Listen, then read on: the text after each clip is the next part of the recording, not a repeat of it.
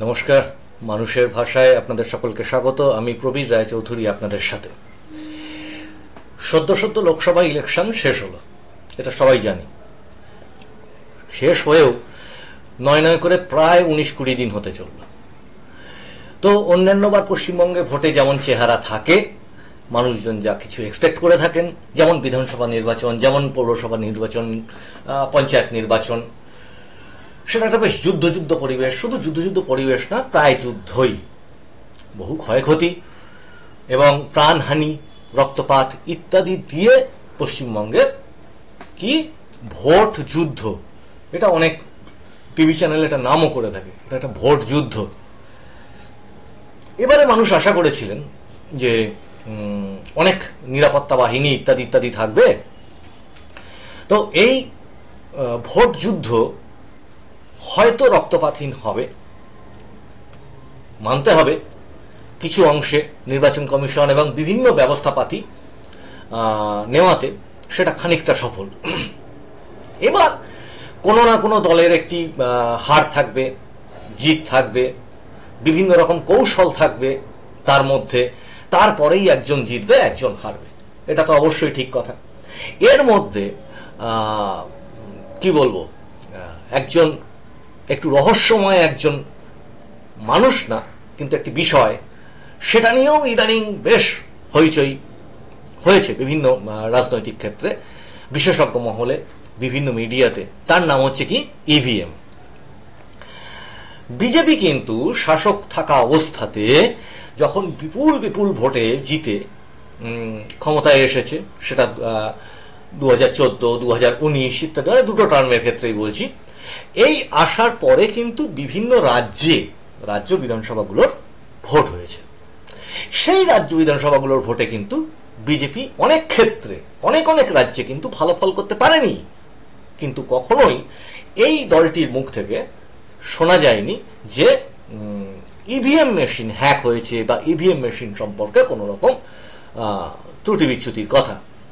কিন্তু উল্টো দিকে আমাদের রাজ্যের যদি শাসক দলের কথা বলি, টিএমসি বা তৃণমূল কংগ্রেস, তার প্রধান নেত্রী মমতা বন্দ্যোপাধ্যায়, এনারা বা এই যে নতুন যে তাদের যে জোট হয়েছে আঞ্চলিক দলগুলি নিয়ে ভারতবর্ষে, INDIA যে জোটটি, এই দলেরও বিভিন্ন রাজনৈতিক নেতা, সেটা কখনো অখিলেশ যাদব হোক, কখনো তেজস্বী যাদব হোক, বা যে কোনো, তারা কিন্তু অনেক ক্ষেত্রেই যখন নির্বাচনের ফল খারাপ হয়েছে কখনো সেক্ষেত্রে এই ইভিএম মেশিনের উপরে দায় চাপিয়েছে যে ইভিএম হ্যাক হয় বা ইভিএম হ্যাক হতে পারে বা ইভিএম হ্যাক করে বিজেপি ভালো ফল করে।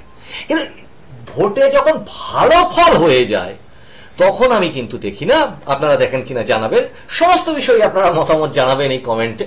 এটা একটা খোলা মঞ্চ, সবাই মতামত জানাবেন। কোনো পক্ষকে টেনে, কোনো পক্ষকে মন রেখে চলবার বিষয় নেই।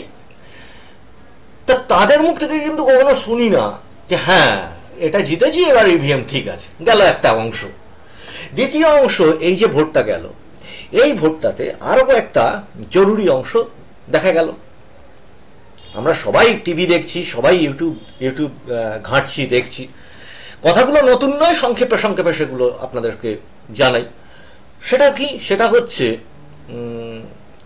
শাসক দল তৃণমূল কংগ্রেস। এই শাসক দল দুটো টার্মে জেতার পরে এই 3 নম্বর টার্ম তাদের বিধানসভা ক্ষেত্রে তারা শাসন ক্ষমতায় রয়েছেন। মনে রাখতে হবে, 34 বছরের বাম শাসনকে পরাস্ত করবার পর জননেত্রী হিসেবে, সর্বজন গ্রাহ্য জননেত্রী হিসেবে কিন্তু মমতা বন্দ্যোপাধ্যায় বলা যায় শাসন ক্ষমতায় অভিষিক্ত হয়েছিলেন। তো তার পরবর্তীতে যেটা হয়, যেটাকে রাজনৈতিক বিশেষজ্ঞরা অ্যান্টি ইনকামবেন্সি ফ্যাক্টর বলেন, যে শাসকের বিরুদ্ধে একটা জনমত অটোমেটিক তৈরি হয়। আরো একজন বলিষ্ঠ সাংবাদিক, তার নাম এখানে করছি না, তার মুখ থেকে অনেক বহু বছর আগে একটা শুনেছিলাম যে মানুষের যে কোনো কিছু উল্টো একটা কিছুর ওপরে মানুষের বেশি আগ্রহ থাকে। কাজে বিরোধী রাজনীতি কিন্তু সবসময় থেকে যায় এবং সেটা খুব জরুরি। বিরোধী দল সবসময় খুব জরুরি। তা এই বিরোধী দল, এই তৃণমূল কংগ্রেস যখন ক্ষমতায় আসতে পারছিল না, ধরুন তৃণমূল কংগ্রেস গঠনের আগেও তো বামফ্রন্ট ছিল, তো তখনও কিন্তু বামফ্রন্ট সরকারকে পরাস্ত করতে পারেনি কংগ্রেস, বা তৎপরবর্তীতে নানান রকম পরীক্ষা নিরীক্ষার মাধ্যমে, বা কংগ্রেস ভেঙে যখন তৃণমূল তৈরি হলো, এই জায়গাটা কিন্তু কখনোই হচ্ছিল না, মানে বামফ্রন্টকে পরাস্ত করতে পারছিল না। তার কারণ কি, বারবারই তখনকার খবরের কাগজে আমরা দেখতাম কি না, বিরোধী দলের ভোটকে এক জায়গায় করা যাচ্ছে না। এক্ষেত্রে এই লোকসভা ভোটটা হয়ে যাওয়ার আগে কি গেল, বিধানসভা ভোট গেল, মাঝখানে পৌরসভা পঞ্চায়েত ভোট, এইগুলো কিন্তু গেছে। এবং সেক্ষেত্রে একটা সমালোচনা শাসকদের মধ্যে, শাসকের বিরুদ্ধে থাকছে। অধিকাংশ ক্ষেত্রে, অধিকাংশ পৌরসভায়, অধিকাংশ পঞ্চায়েতে কিন্তু মানুষ ভালো করে ভোট দিতে পারেনি, আতঙ্কে বা হুমকির কাছে মাথা নত করে। এবং শাসক দলের অনেক উচ্চপদস্থ নেতা নেত্রী তারাও কিন্তু অনেক ক্ষেত্রে বলেছেন যে ভোটটা দিতে দাও। স্বয়ং এই শাসক দলের এই মুহূর্তের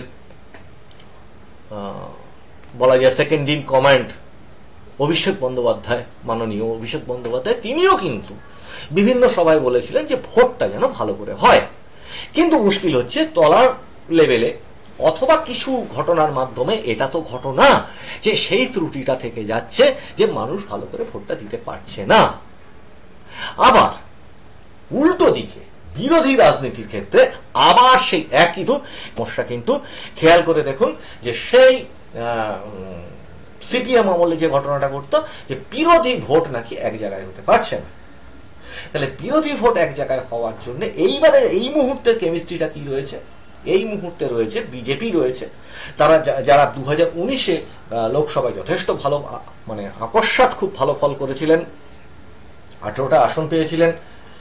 তারও আগে বিধানসভায় খাতা খুলেছিলেন মাননীয় শ্রমিক ভট্টাচার্য মহাশয়, এই বসিরহাট দক্ষিণ কেন্দ্র থেকে প্রথম বিজেপির এমএলএ, যিনি জিতে, উপনির্বাচন জিতে আপনার বিধানসভায় গেছিলেন বিজেপির এমএলএ হিসেবে।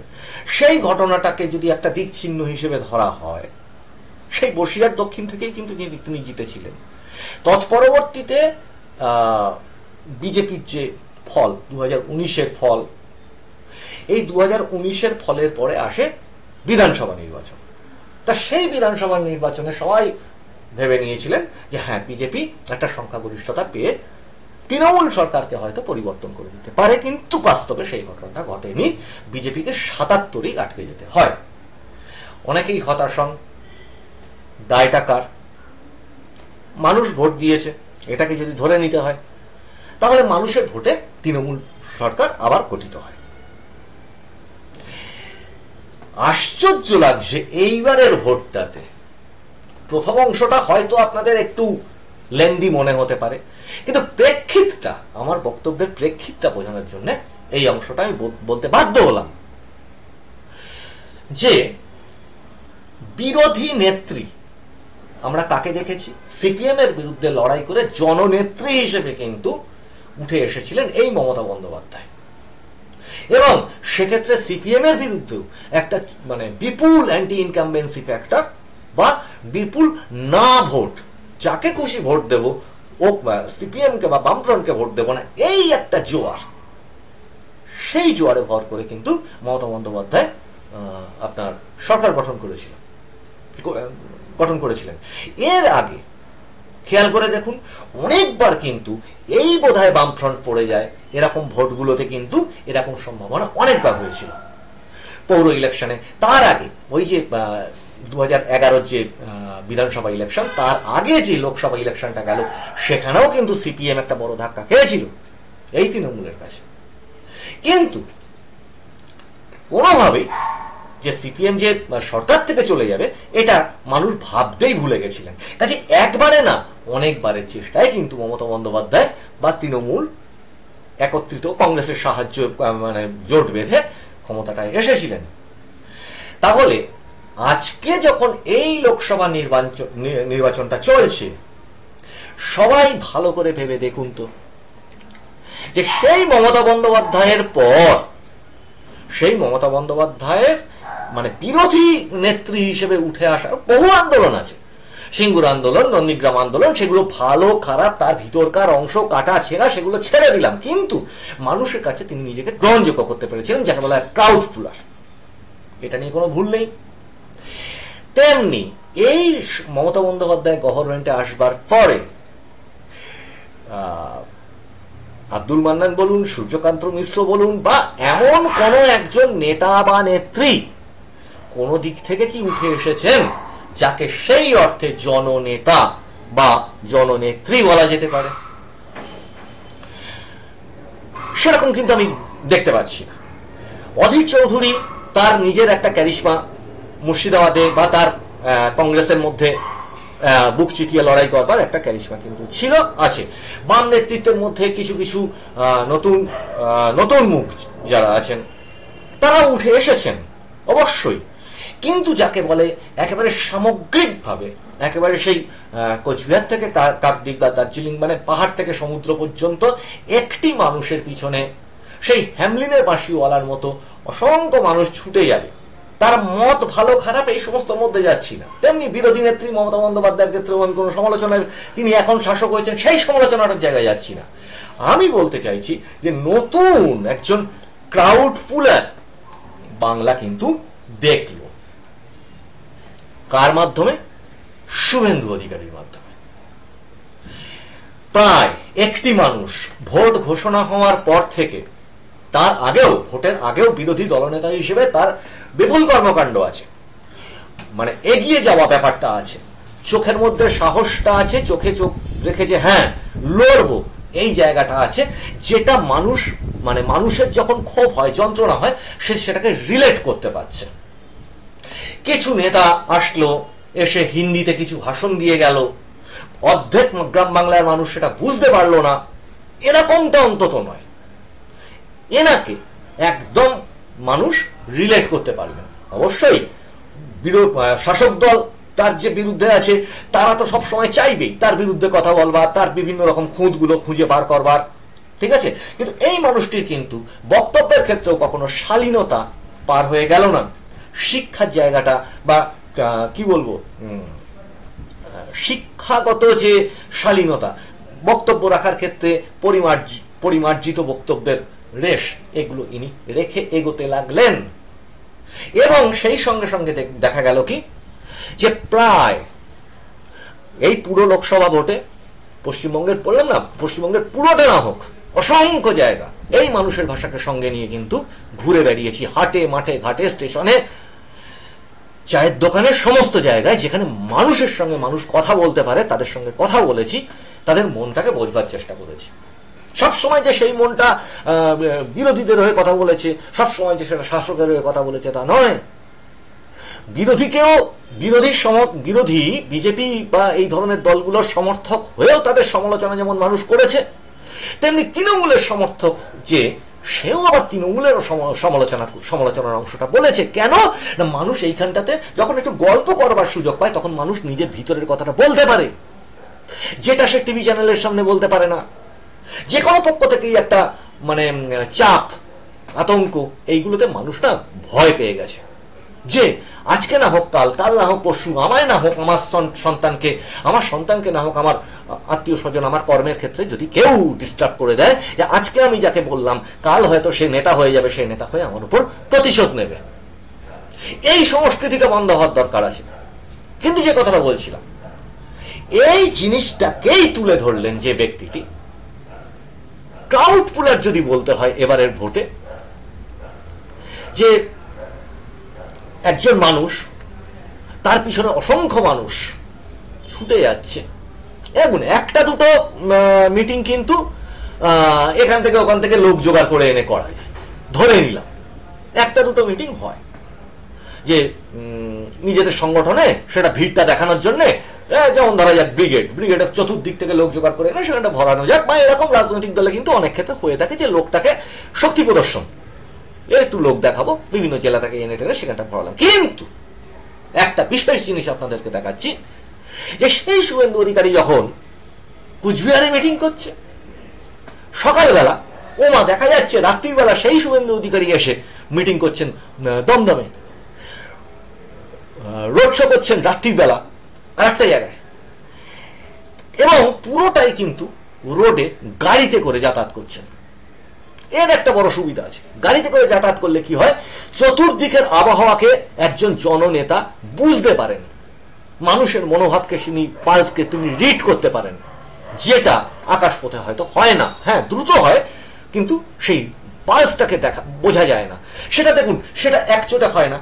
গাড়িটা যখন যাচ্ছে বা আপনি যখন রাস্তায় শুধুমাত্র কারোর সাথে কথা না বলে হেঁটে বেড়াবেন, দেখবেন আশপাশে কোনো একটি পতাকা, কোনো একটি দোকান, সেখানে মানুষের জমায়েত, মানুষের কথাবার্তা, এটা সেটার মাধ্যম দিয়ে কিন্তু একটা সামগ্রিক অনুভূতি তৈরি হয়, যে অনুভূতিটা খুব জরুরি একজন জননেতা হওয়ার জন্য। এবং সেই পালসটাকে আমার মনে হয় যে বিরোধী দলনেতা শুভেন্দু অধিকারী খুব ভালোভাবে অনুভব করেছেন, এবং সেই জন্যই তিনি গাড়িতে কিন্তু সারা পশ্চিমবঙ্গ চষে ফেলেছেন। এই কটা মাত্র দিনে 200-র কাছাকাছি সভা, রোড শো এবং সভা মিলে প্রায় 200-র কাছাকাছি তিনি করেছেন, যাকে ওনারা বিজেপি থেকে নাম দিয়েছেন বিজয় সংকল্প সভা। রোড শো গুলো করেছেন, একটি মানুষ করছেন, কিন্তু সেটা বুঝতে হবে যে সেই মানুষটি এই পুরো কর্মকাণ্ডটা করছেন সারা দিন, মাসাধিক কাল ব্যাপী, কারণ ভোটটাও কিন্তু দীর্ঘদিন ধরে চলছে। আশ্চর্য লাগছে, সেই মিটিংগুলোতে কিন্তু প্রচুর পরিমাণে লোক হয়েছে। শাসক দলের নেতারাও কিন্তু, নেতা নেত্রীরাও এটা মানেন যে হ্যাঁ, লোকটা তার পিছনে হয়েছে। আচ্ছা, বিরোধী দলের কোনো নেতা সে যদি বেশি জনপ্রিয় হয়, তাহলে শাসক দল কিভাবে সেটাকে মেনে নেবে? এটা তো রাজনীতির একটা স্বাভাবিক অংশ, কখনোই মেনে নেবে না। তাকে বিভিন্ন রকমের আক্রমণ করবার চেষ্টা করবে, ঠিক কথা। এর পাশাপাশি যেটা, যদি সেই জননেতার জনভিত্তি ভালো হয়, সেটা মমতা বন্দ্যোপাধ্যায়ের ক্ষেত্রে হয়েছিল 2011 সালে তিনি যখন এসেছিলেন, তেমনি এরকম এক্ষেত্রেও যদি জনভিত্তি ভালো হয়, তাকে কি রুখে রাখা যাবে? যাবে না।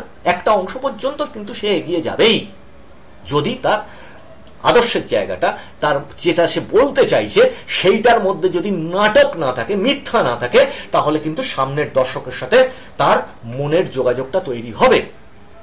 নাট্যকর্মী যারা আছেন তারা এই জিনিসটা অনেক বেশি আমার থেকে ভালো বলতে পারবেন, যে দর্শকের সঙ্গে কিন্তু একটা যোগাযোগ, যারা অভিনেতা আছেন মঞ্চে, যারা অভিনয় করেন নাটকে, তাদের সাথে, যাত্রা, থিয়েটার, এই সমস্ত সাথে, তাদের সাথে কিন্তু একটা যোগাযোগ ঘটে বলে শুনেছি।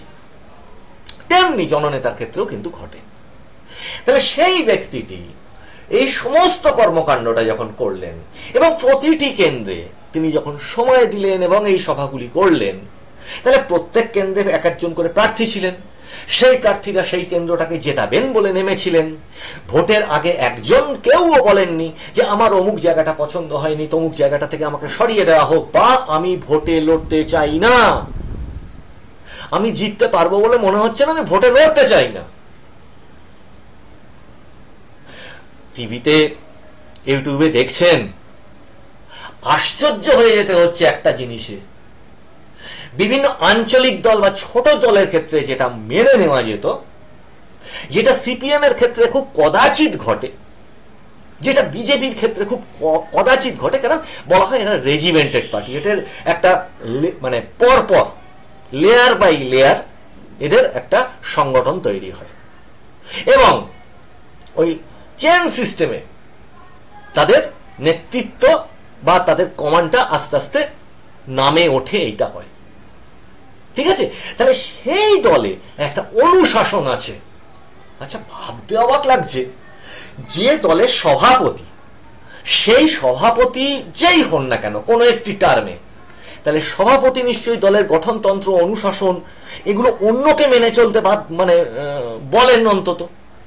তাহলে সে অন্যকে যে জিনিসটা তিনি মেনে চলতে বলেন, যখন তিনি সভাপতি নেই, সেই জিনিসটা তিনি করেন কি করে?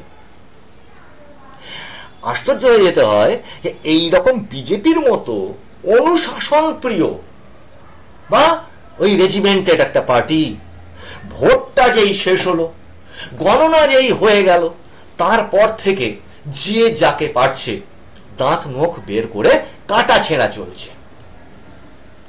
কেন ভোটের ফল খারাপ হলো, কে হেরে গেল, আশ্চর্য ব্যাপার।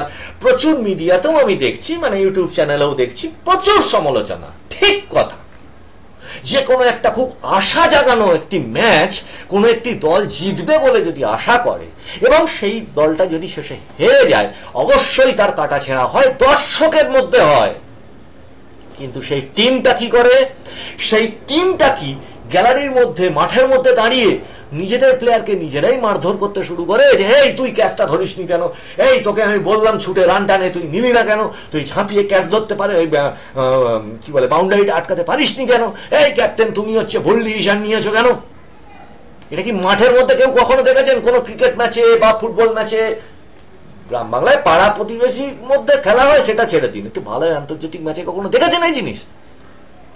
সেই জিনিসটা আশ্চর্য হয়ে গেলাম, ভোটের মানে উত্তাপ শেষ হতে না হতে প্রধান যে বিরোধী দল, সেই বিরোধী দলের মধ্যে সেটা শুরু হয়ে গেল এবং টার্গেট হয়ে গেলেন সেই ব্যক্তিটি, যে ব্যক্তিটি একটু আগে যেটা বলছিলাম যে একটা বিশ্বের সংসার আমার মনে হয়েছে।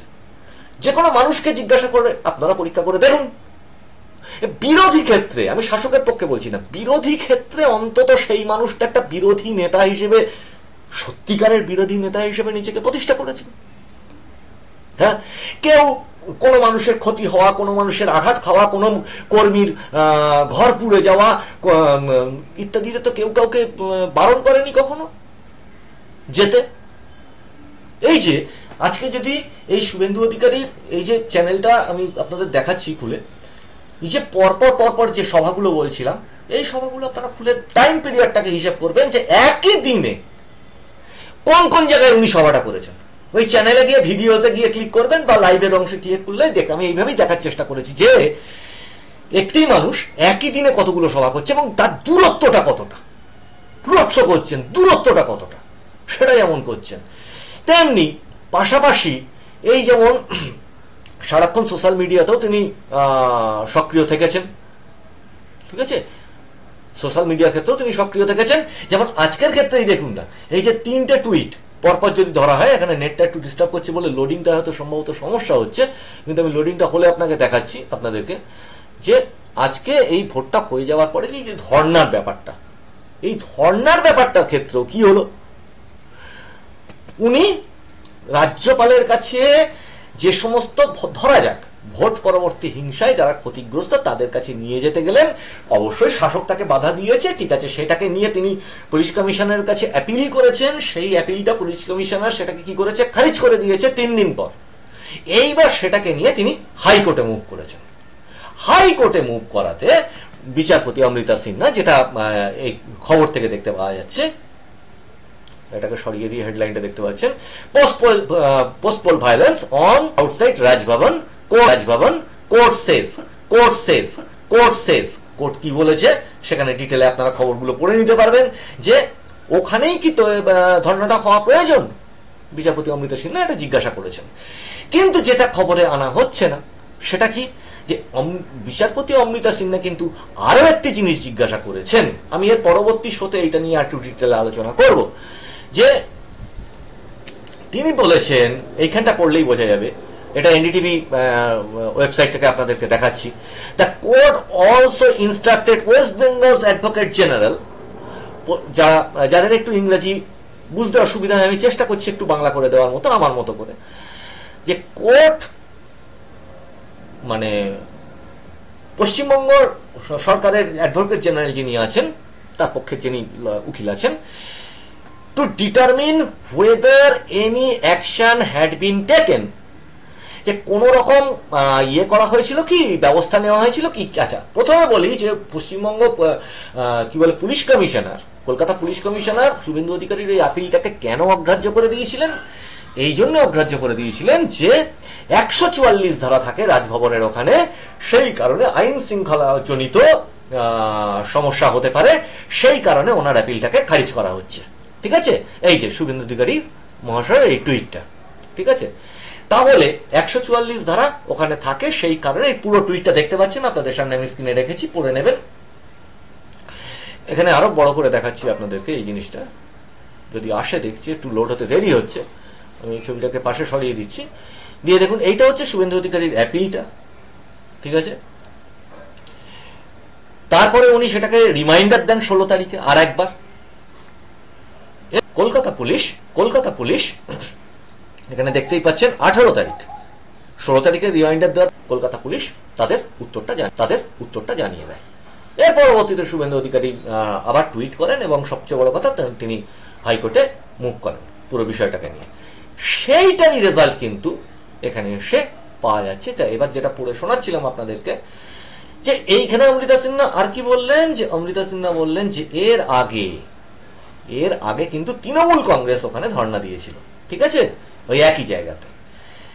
যে সেখানে উনি জিজ্ঞাসা করলেন যে any action had been taken against those who allegedly violated the prohibitory orders during last year's demonstration outside the Raj Bhavan.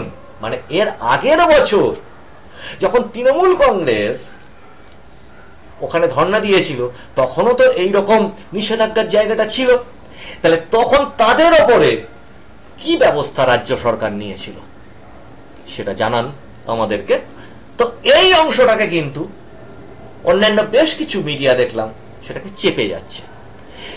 এই সঙ্গে আর একটা জিনিস জানাই, এই যে পুরো পদ্ধতিগত জায়গাটা একটি মানুষ এই সমস্ত জিনিসটা করছেন অন্তত, ঠিক আছে, তাতে তিনি কতটা সফল হচ্ছেন কতটা ব্যর্থ হচ্ছেন সেটা জনগণ ঠিক করবে, ভোটের বাক্সে ঠিক করবে, অবশ্যই তাই। কিন্তু তার এই যে মুভমেন্টটা, এই মুভমেন্টটাকে অস্বীকার করবেন কোথার থেকে? এই মুভমেন্টটা তো তিনি করছেন। এবার সেই মুভমেন্টটা না করে, সেই মুভমেন্টটাকে না করে তাকে দোষারোপ করা যায় কি? এক। 2 নম্বর ব্যাপার, দলবিরোধী, মানে দলের কথা বাইরে বলে দিচ্ছি, এটা বিজেপির কেন্দ্রীয় নেতৃত্বের কাছেও এটা আমার জিজ্ঞাস্য, যে দলবিরোধী কোনো কথাবার্তা অনেক নেতা নেত্রী বলছেন, আরে বাবা দলের ভিতরে কথা বলো। ওই যে বললাম ক্রিকেট ম্যাচটার কথাটা, তা ভিতরে বসে কথা বলা যায়, তার ফোরাম আছে, তার জায়গা নিশ্চয়ই আপনাদের দলে আছে। তাহলে কেন্দ্রীয় নেতৃত্ব এইগুলোকে মানছেন নিশ্চয়ই, যে এরকম ব্যাপারটা ঘটুক। এমনিতেই কেন্দ্রীয় নেতৃত্বের এই মন্থরতা আজকে বিজেপির এই ফলের জন্য অনেকাংশে দায়ী কিনা সেটা ভেবে দেখবেন। বিভিন্ন ধরনের মানে সিদ্ধান্ত এই ধরনের রেজিমেন্টেড পার্টির ক্ষেত্রে একটা অসুবিধা। আর মমতা বন্দ্যোপাধ্যায় বা এই অখিলেশ যাদব বা ধরুন এই তেজস্বী যাদব বা দক্ষিণ ভারতের স্টালিন, এই সমস্ত যে আঞ্চলিক দলগুলি আছে টিএমসি, এদের একটা সুবিধা আছে, এদের নিজে মানে যে ব্যক্তি ধরুন সুপ্রিম কমান্ডার, তিনি যে ডিসিশনটা নিচ্ছেন সেটা মুহূর্তের মধ্যে দলের মধ্যে কিন্তু তিনি অ্যাপ্লাই করতে পারছেন। দলের তলার ক্ষোভ বিক্ষোভটাও কেউ সরাসরি তাদের কাছে পৌঁছে দিতে পারছে, হয়তো একটু দেরি হতে পারে কিন্তু পৌঁছতে পারছে। তেমনি ওপরের ডিসিশনটাও তুরন্ত বেগে নিচের তলায় বা কোনো একটি সমস্যার ক্ষেত্রে সমাধানের ক্ষেত্রে অত্যন্ত দ্রুত ব্যাপারটাকে ডিসিশন নিতে পারছে। কখনো ঠিক হচ্ছে কখনো ভুল হচ্ছে সেটা নিয়ে কথা বলছি না, কিন্তু নিতে পারছে।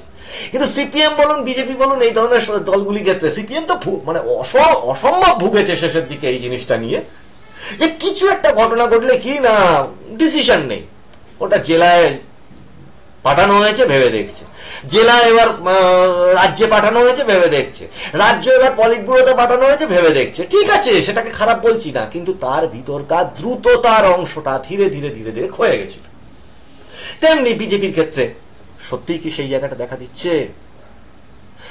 যখন সংখ্যাগরিষ্ঠ ছিলেন, মানে একক দল হিসেবে সংখ্যাগরিষ্ঠ ছিলেন, বিজেপির কেন্দ্রীয় নেতৃত্বের ভেবে দেখবার দরকার আছে যে এই রাজ্যের ক্ষেত্রে এমন এমন কোন কোন সিদ্ধান্ত তারা নিয়ে উঠতে পারেননি যেগুলো অনেক দ্রুত নিলে ভালো হতো।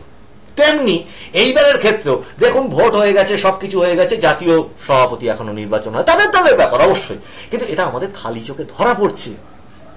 সভাপতি নির্বাচন হয়নি, যে কোনো প্রার্থী নির্বাচন করুন। এই লোকসভাতে মমতা বন্দ্যোপাধ্যায় একদিনে ব্রিগেডে প্রার্থী ঘোষণা করে দিলেন, আর বিজেপি এটা নিয়ে তো প্রচুর সমালোচনাও হচ্ছে, থেকে থেকে প্রার্থী ঘোষণা করলো, তার ফলটাও ভুগতে হলো।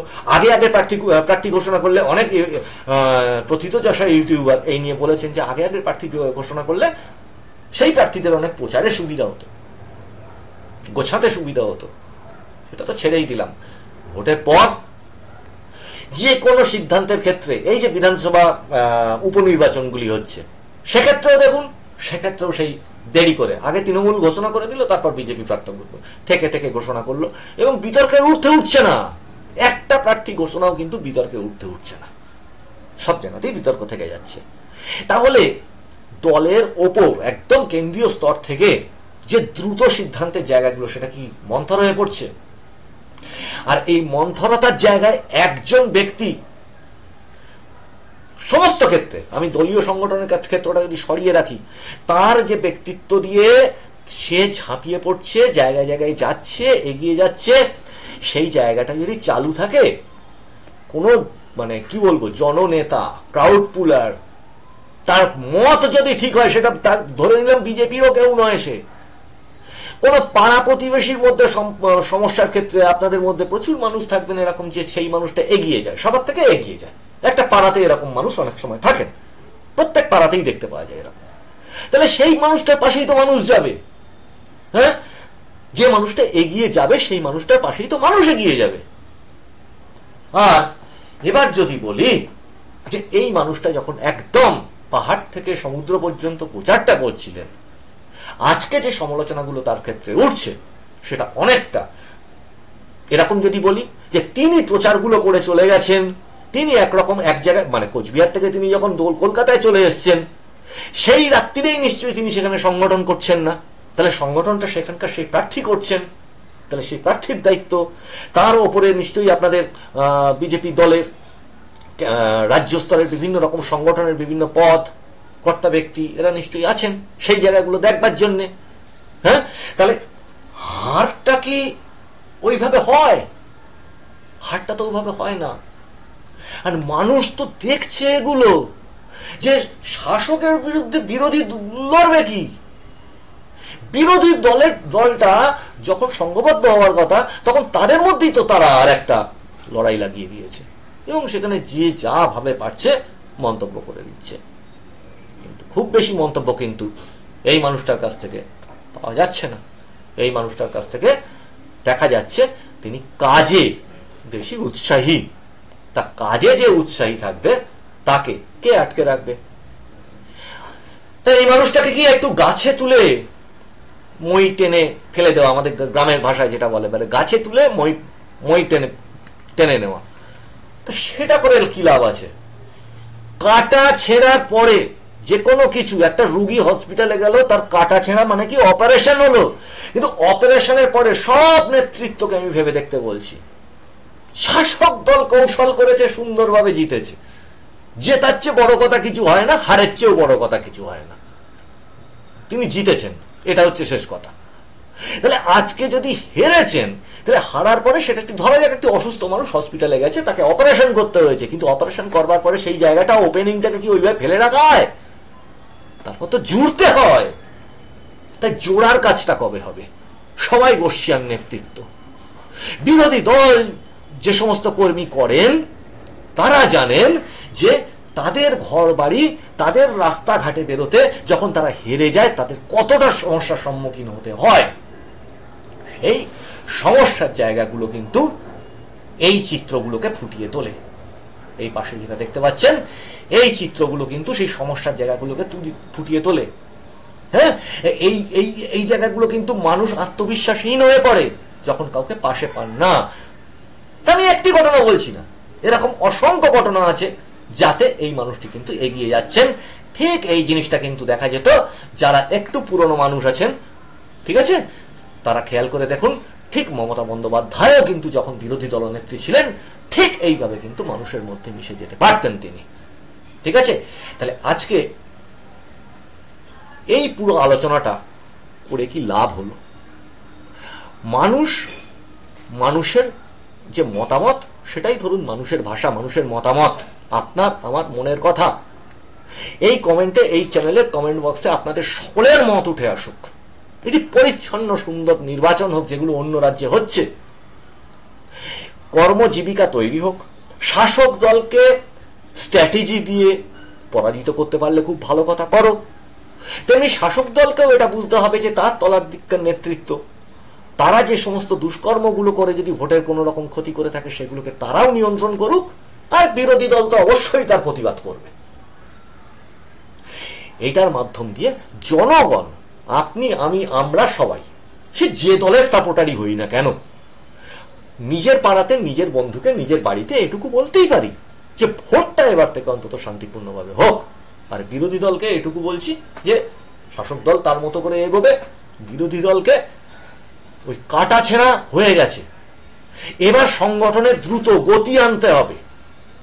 গতি আনতে না পারলে এই সংগঠনে মানে এই ধরনের জমে থাকা জায়গায় কিন্তু কচুরিপানা জন্মায়। আর কাটা ছেঁড়া হওয়ার পরে যখন অপারেশন করে একটা বিস্ফোরক বা কোনো একটা খারাপ জিনিস, পেটের টিউমার, সেটা যখন দাঁড় করা হয়ে গেছে, ফেলে দেওয়া হয়েছে, এবার সেটাকে সেলাই করার দরকার, জোড়ার দরকার, তবে তো সামনের দিকে এগোবে মানুষ। কিন্তু যারা সমর্থন করেছে এই বিরোধী দলকে, এই বিরোধী দল নেতা শুভেন্দু অধিকারী বলেছেন যে 2,35,00,000 মানুষ বিজেপি ভোট পেয়েছে, আর 2,70-75,00,000 মানুষ, মানে 40 লক্ষের মতো ভোটের ডিফারেন্স মাত্র। এটা সব জায়গাতেই থাকে গণতন্ত্রে, তাই তারা জিতেছে, বিজেপি তাই হেরেছে। কিন্তু 2,35,00,000 মানুষ কিন্তু বিজেপিকে ভোট দিয়েছে।